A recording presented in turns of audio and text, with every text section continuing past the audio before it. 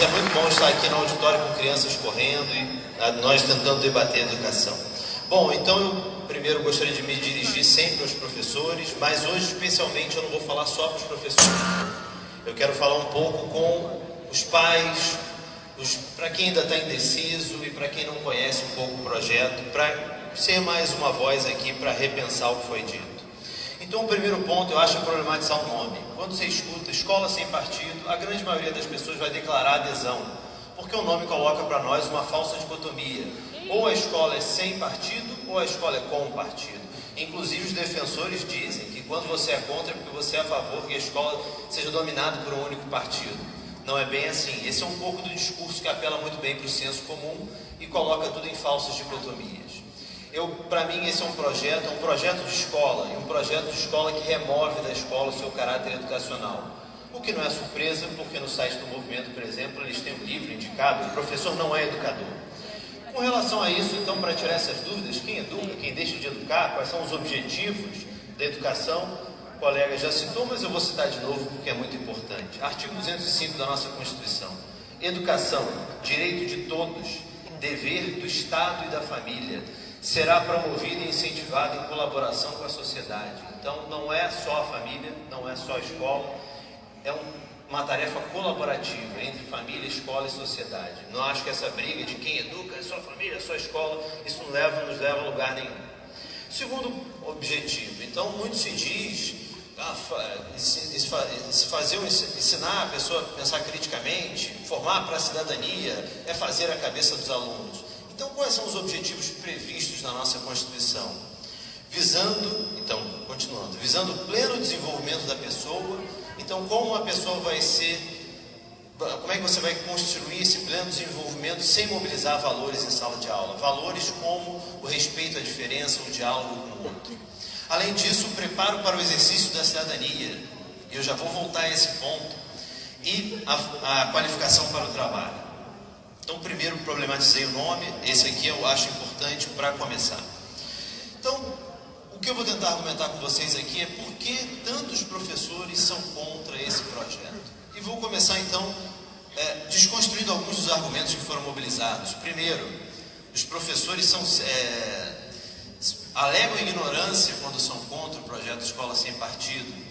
Eu, por meu lado, vejo um outro tipo de argumentação. O nome dessa argumentação é generalização indevida. Você pega pouquíssimos casos e diz, olha aqui, Então, primeiro, é uma seleção de fatos que está sendo apresentada. Por exemplo, essa semana nós tivemos um caso numa escola em Manaus. Esse caso não apareceu. O que acabou acontecendo nessa escola militarizada em Manaus, controlada pela PM? Homenagem? Eu queria ouvir então, porque o coordenador do movimento Escola Sem Partido não acha que é uma homenagem. Ele falou no site que é doutrinação ideológica. Então vocês têm que discordar dele. Tem que discordar do coordenador do movimento Escola Sem Partido. Fantástico. Então esse é um ponto, é sempre uma seleção, não é? O segundo elemento, então, aqui do argumento que foi mostrado, há uma pesquisa seríssima que foi revelada aqui. Eu vou então falar um pouco mais sobre essa pesquisa. Essa pesquisa seríssima foi publicada na revista Veja, um periódico de extremo respeito na nossa sociedade, e eu vou falar um pouco sobre as perguntas, então, que dizem que comprovam o problema da doutrinação nas escolas. Primeira pergunta daquela pesquisa: qual é a principal missão da escola? Eles davam 3 alternativas para o professor: formar o cidadão crítico, qualificar para o trabalho ou preparar para o exercício da cidadania. Era mais ou menos isso. A pesquisa, formulada de maneira tendenciosa, obrigava os professores a escolherem uma só alternativa.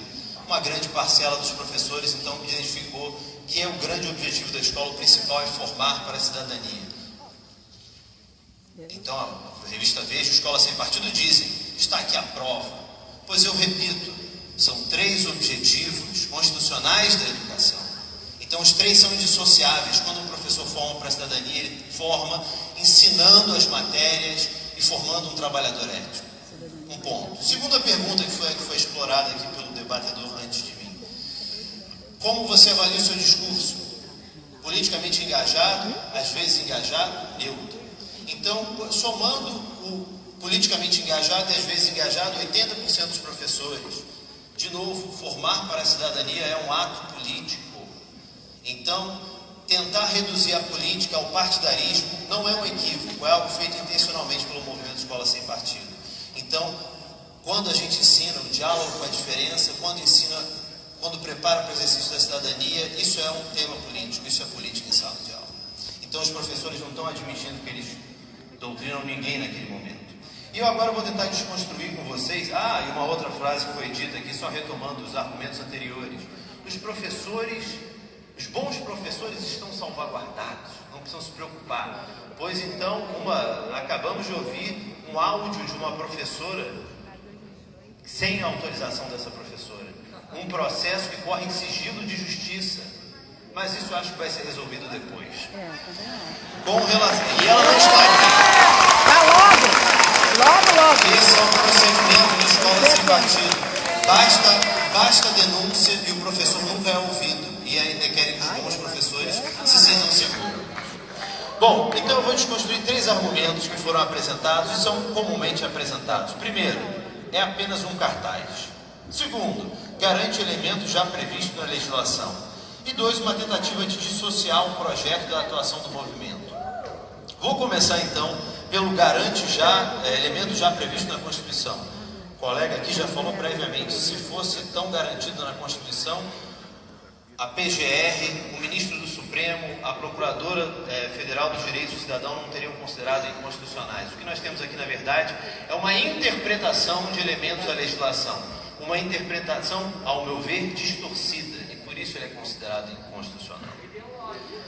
Sem dúvida ideológica, mas eu não vou nem entrar nesse mérito, porque tem defensores da Escola Sem Partido que dizem que a meritocracia é um valor neutro que deve ser ensinado na escola. Mas eu não vejo assim. Bom, vamos então ao cartaz. É apenas primeiro, então não são só elementos garantidos na Constituição. Vou dar um exemplo aqui, já que o projeto está na minha frente. Então eles querem determinar quais são os princípios que devem orientar a educação nacional. Eles esqueceram que a Constituição já faz isso no artigo 206, mas vou lembrar então aqui um pouquinho da nossa Constituição. Inciso 3 do projeto, pluralismo de ideias. Sabe como é que está na nossa Constituição? Pluralismo de ideias e de concepções pedagógicas. Mas o pluralismo de concepções pedagógicas subiu, por que será? Próximo. Aqui, olha, achei que não podia manifestação, mas tem gente se manifestando.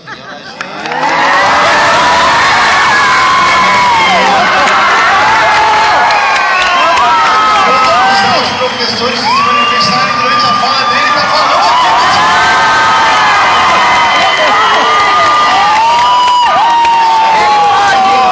Eu vou aproveitar aqui e vou usar um argumento. Se a carapuça caiu e dói.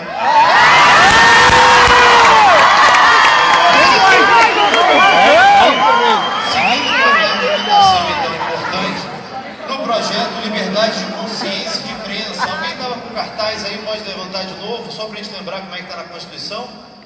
Vamos lá, tem aqui uma ajuda do cartaz. O cartaz está reproduzindo um inciso do artigo 206. Liberdade de aprender, ensinar, pesquisar, divulgar o pensamento, a arte e o saber. Cortaram aqui alguns elementos, né? Estranho isso. Agora, um outro ponto, na justificação do projeto se diz, e aqui está claro qual é o critério de seleção e de exclusão dos elementos da Constituição. Na justificação se diz que o professor não tem liberdade de expressão no exercício da sua atividade profissional. Parece que a ONU discorda, porque a ONU fez um questionamento ao governo brasileiro perguntando se o projeto de Escola Sem Partido não seria uma limitação indevida da liberdade de expressão dos professores. Com relação ao projeto, então, acho que já provamos que lemos e não está bem de acordo, né? É só um cartaz, Então, vamos falar um pouco sobre o cartaz. Deveres do professor. Número 1, o professor não. Número 2, o professor não. Número 3, o professor não. Número 6, o professor não. Então, uma sugestão, mudem o nome para proibições. São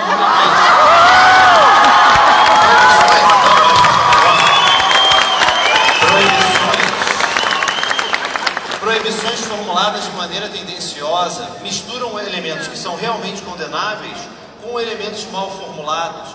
Todos nós aqui somos contra o uso da sala de aula para propaganda partidária. Só que a grande questão aqui é a seguinte: Todos nós somos. Só que o projeto não limita só isso. O projeto é destruir a dimensão educacional da escola. Um exemplo aqui. 3. Ensinam o comunismo na escola. Olha lá. Volta para a Guerra Fria. O professor não fará propaganda político-partidária, eu estou de acordo. Bem como não incitará os seus alunos a participar de manifestações, atos públicos e passeatas. Incitar, olha como está formulado. O professor deve estimular todos os alunos a se manifestarem democraticamente no espaço público. Então, isso está formulado de uma maneira tendenciosa e é por isso que os professores não concordam. Uma coisa que eu vou falar, eu já falei várias vezes em audiências públicas, mas eu acho que ninguém nunca escuta, está dito também nos documentos que foram citados. Aqui está dito, no artigo 1º do projeto, inciso 8º, o direito dos pais sobre a educação religiosa e moral dos filhos, assegurado pela Convenção Americana sobre Direitos Humanos. Eu vou tentar falar mais uma vez, para ver se eles lembram isso da próxima audiência. Existe um documento complementar à Convenção Americana sobre Direitos Humanos, chama Protocolo de São Salvador. Nesse protocolo nós temos um artigo 13 que fala especificamente sobre o direito à educação. No inciso 1º ele reforça que a educação deve combater todas as formas de desigualdade e formar para a democracia. E logo no final ele diz, então os pais têm direito a que seus filhos recebam educação moral e religiosa de acordo com seus valores, desde que estejam de acordo com os princípios acima. Então o pai não tem direito de pedir que a escola não forme para o convívio democrático.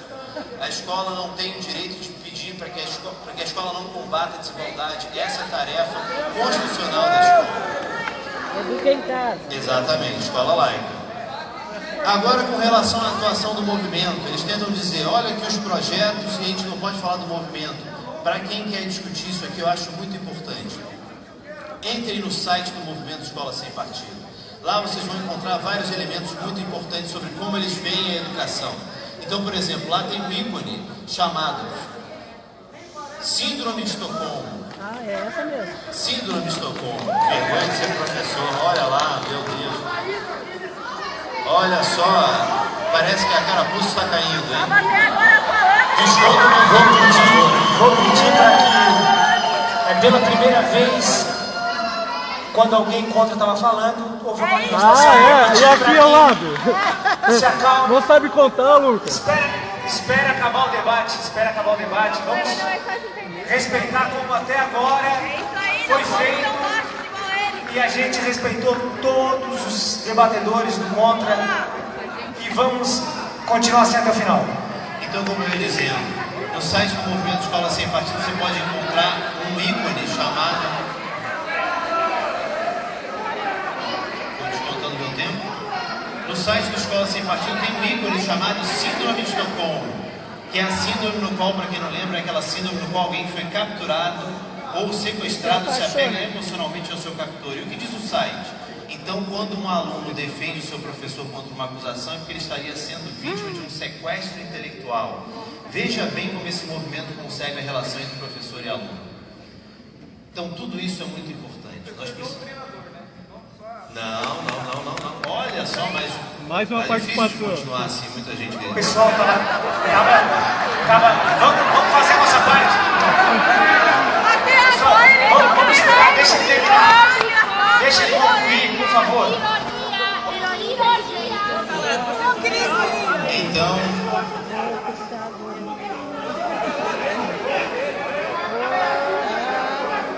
vamos mostrar Eu não entendi o que eu entendi. educação. Vamos mostrar educação, porque senão vão dar o direito para fazer do outro lado também. Então, está sendo uma baita audiência pública. Sexta-feira, quase 11 horas, todos aqui ainda. bom, pessoal. Pode continuar. Obrigado. Então, só para concluir, esse foi um pouco a argumentação para aqueles que estão em dúvida, não conhecem, para que entendam um pouco por que os professores são contra esse projeto. Esse projeto, todos os professores são contra o uso da sala de aula para propaganda partidária. A grande questão é que esse projeto ele não limita só isso, ele limita muito mais. Ao ver de todos nós, da maioria de nós pelo menos, é um projeto que ameaça a educação democrática. E aproveitando então que estou terminando, concluindo a minha fala, eu gostaria que o próximo expositor falasse um pouco sobre o caso dos alunos de Manaus e a posição da Escola Sem Partido de que ali há doutrinação. Então, se há doutrinação, como fica alguém que se pretende ser candidato, posta isso intencionalmente nas suas redes sociais. Eu acho que essa é uma boa medida. Agradeço a paciência de todos, agradeço a mesa e me coloco à disposição para o debate. Obrigado.